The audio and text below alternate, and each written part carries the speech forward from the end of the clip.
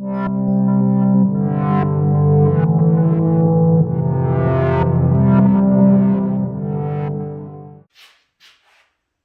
right, well, time for the final fit and glue up. So I think the way I've decided I'm going to do it, I'm going to do one end at a time and get it glued up and get it all set. Then we're going to come back and do the stretchers, the long pieces that go on either end. Depending on how long it takes me to get the ends glued up, I doubt I'll get it all done in one night. I'll probably try to get both ends glued up on one night, then come down tomorrow or the next day, whenever I can get back down here, and do the long ones to get them all glued up. So the way I'm going to do is I'm going to try to set it all up and kind of clamp it in place and make sure it's all square. I'll drill holes in it and shoot some screws in it, make sure that it's all locked in place good. Then I'll pop it apart, put the glue on there, screw it all back together, check it all, make sure it's all good and square. If it is, then set it to the side to dry, then come back and do the next one. Probably not going to talk a whole lot while I'm doing it because I really want to focus on what I'm doing because, well, to be quite honest with you, I'm kind of scared I'll screw it up and I don't want to do that because I have a whole lot of time tied up in all this, as you can imagine, just what you've seen. So this is how our leg turned out in the end, at the top and the bottom. Hopefully you can see how much time went into not only making the leg itself, but then making all the cuts in just the right places so it all fit together nicely in the end. So hopefully it all slides together nicely and it makes something I can be proud of and use for years and years to come. So without further ado, let's get cracking.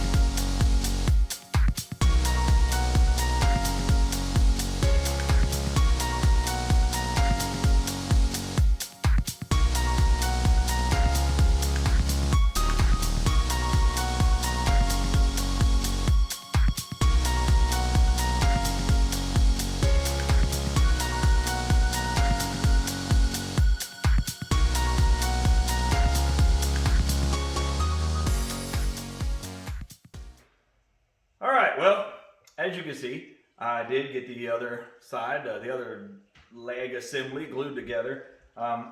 Screwed them together, let them sit overnight, cleaned off my table tip, using the tabletop here, or bench top, as my good solid base to build on this one.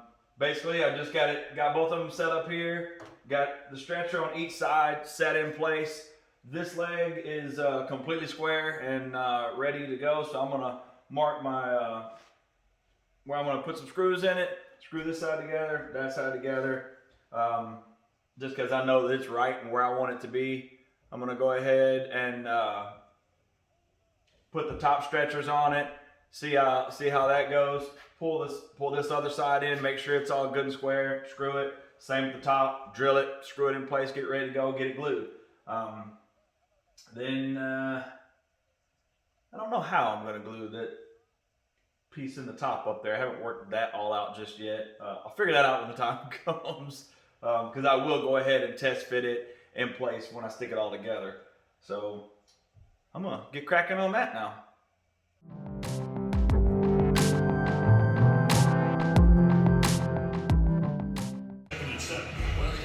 All right, you get the idea. I'm going to do the same thing over here, and then we'll roll.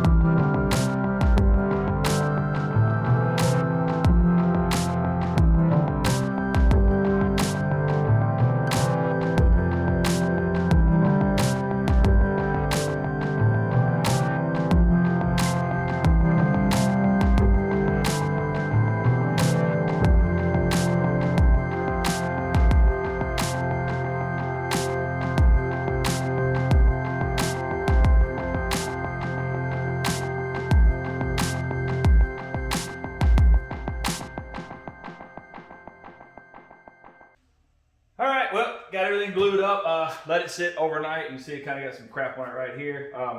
I just went around it a little while ago with some wood putty. Just kind of wiped it into some of the cracks there. That way when I get ready to sand it here in a little while, it will, you know, that'll already be filled and dried and ready to go.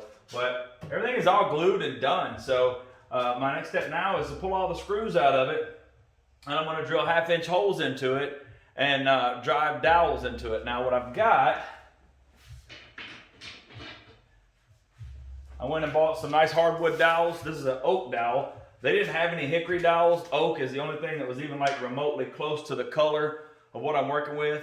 I thought about getting some walnuts to kind of have the contrasting difference, but I don't know. This seemed, I mean, I've already got kind of a lot of different colors or I don't know, species of hickory on this. So I don't know. I went with oak because I don't know. I went with oak. That's why. But nonetheless, so I'm gonna put my calipers on this. See exactly what it measures out to.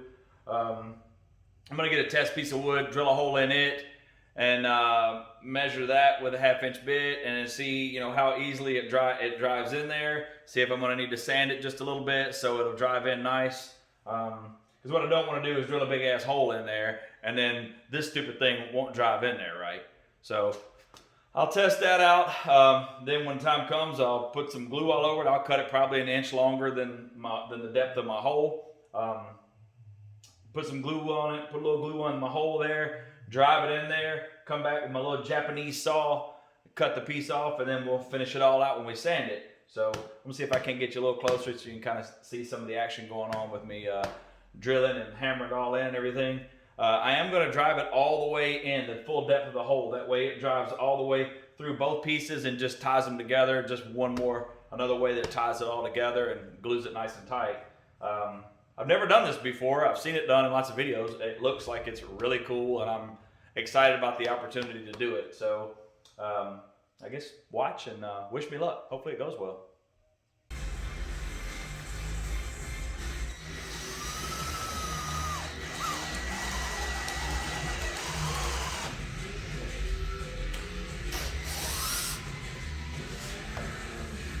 I forgot to mark the depth that I wanted to drill this thing.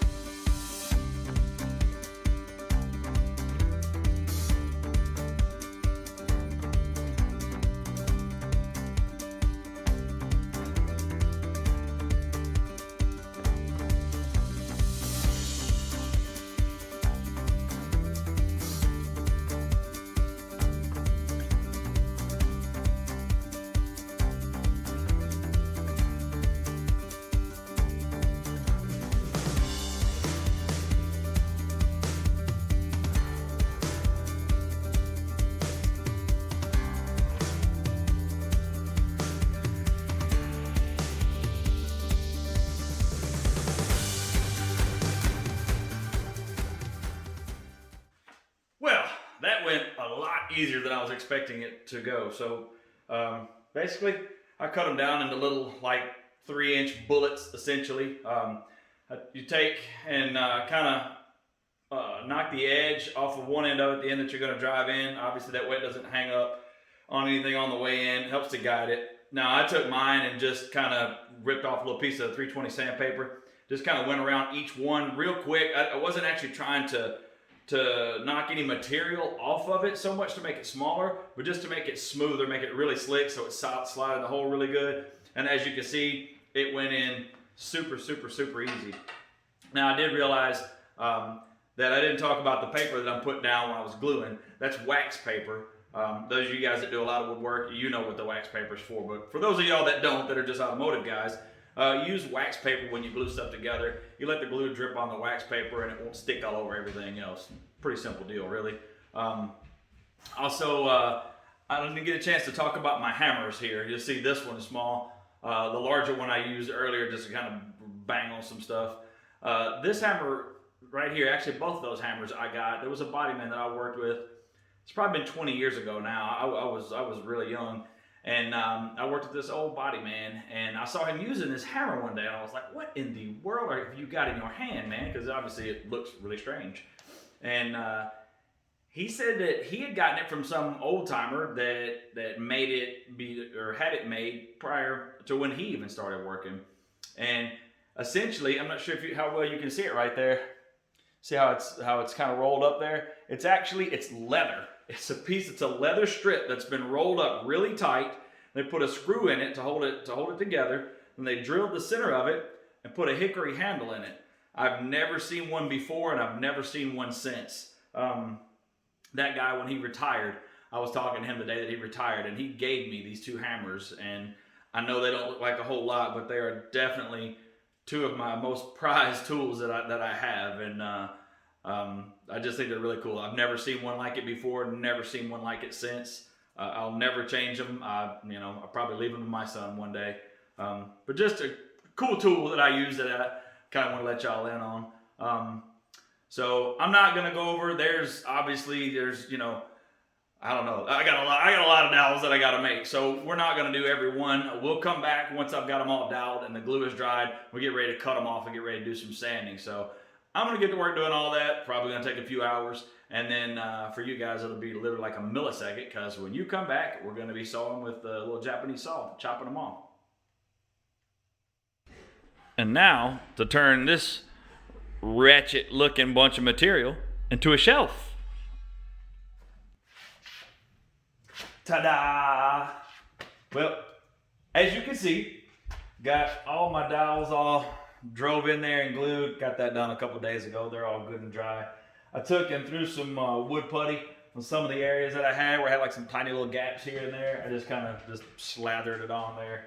I mean, I don't really know why. I mean, it's solid. It ain't going anywhere, but the little tiny gaps. I have bad OCD, so little stuff like that bugs the crap out of me.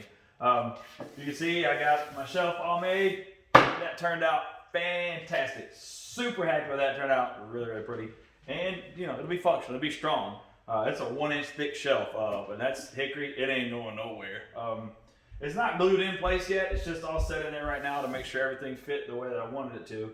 So my next step from here is I'm going to take my trusty little Japanese pull saw, and I'm going to cut off all these little dowels, cut them off flush and get them ready to sand. Then I'm gonna come back through, take all this wood back up, and I'm just gonna put some glue on it, put some glue on the base, and then I'll probably glue, you know, the edge of each one of the boards, sit them down on there, and this all fits together really, really tight. I don't know, I might cut it like a 2x4 to go across here, and that way I can just kind of put some clamps, you know, a couple clamps on it just to hold the edges down good. I mean, it ain't gonna hurt anything, so why not, right? So probably do that. Then it'll be time, once that gets all set up, it'll be time to sand this thing. And also, once I get done gluing it, I'm gonna put my wheels on. I got some of those casters that got the little feet on them. That way, when you let the foot up, it lets it sit down on the legs, and then when you hit them, it raises up 3/4 of an inch. That way I can roll this thing around, because it's gonna be way too heavy to carry. So anyhow, so I'm gonna cut the dowels off, glue the shelf in place here, and put some wheels on this thing. So I'm excited, getting closer to being able to use this thing, closer to being able to get back to work on the truck, because I've been working on this now for about a month. So that's a month that the truck has not been touched, amongst other things. But excited to have this done and have, you know, a really nice piece. It's been a really fun building this. I've enjoyed it a lot. I've learned a whole lot. I can't wait to build another one already. So nonetheless, I'm gonna get to chopping.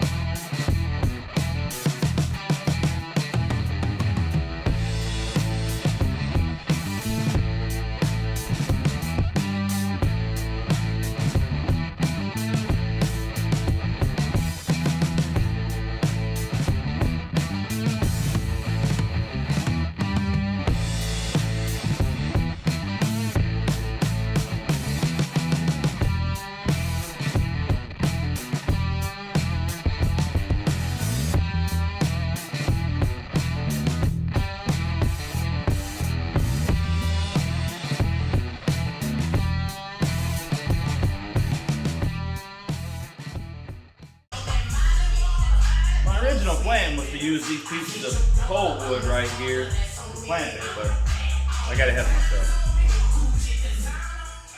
Alright, so got that all glued up now. While I wait on that to dry, I want to go ahead and make my holes for my casters. I got the casters off of Facebook Marketplace. Pretty cheap actually, 40 bucks for 4 of those adjustable casters that'll hold 600 pounds. I don't know what this thing weighs, but when it's empty, surely it's not more than 600 pounds. If it is, we'll give it a shot anyway. But they're pretty cool. They're well made. They come with this little template right here that you use to make sure you get the holes in the right place so they're all mounted just right. Now, first thing you got to do is you got to measure and find the center of your leg. I've already gone around to all 4 legs, made a mark where the center is. So now I just got to come back, center this up on the leg, drill through the outside 4 holes, and I'll have my holes drilled and ready to mount these things up. Now, I'm just going to get the holes drilled for right now. I'm not actually going to mount them up because once all this glue dries, I got to go over and scrape a little bit of glue residue off. Then we got a lot of sanding to do. So we'll get to that next. So I'm going to drill some holes.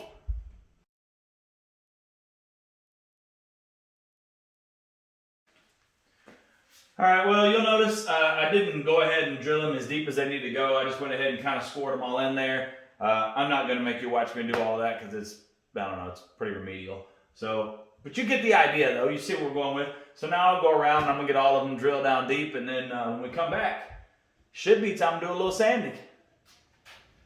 Well, we ain't going to get to that sanding part of this video. This video is getting a little bit long in the tooth, getting on about 18 minutes. For those of you that watch a lot of my videos, you'll know I try to keep them under 20 if I can. Hope you enjoyed this video. Man, it took forever to edit. Man, it's just hours and hours of footage. You know, I had to cut a lot out just to kind of make it. A lot of it was kind of boring and monotonous. But hopefully you like it so far. Hopefully you like how the workbench is coming together. Should definitely finish it in the next video because we just got a lot of finished work to do and attaching the top and things like that.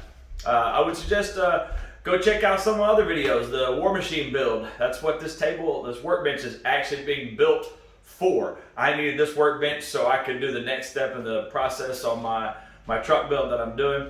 If you get a chance, go check them out. I'll throw it up so you can click on it in the corner. And as always, thank you for watching. Like, subscribe, throw me a comment if you got a question about something, or if you like the video, or if you want to know more about something, or if you'd like to see less of something. Little feedback helps make the channel better. So thank you for watching, and we'll see you in what is hopefully the final step to this build.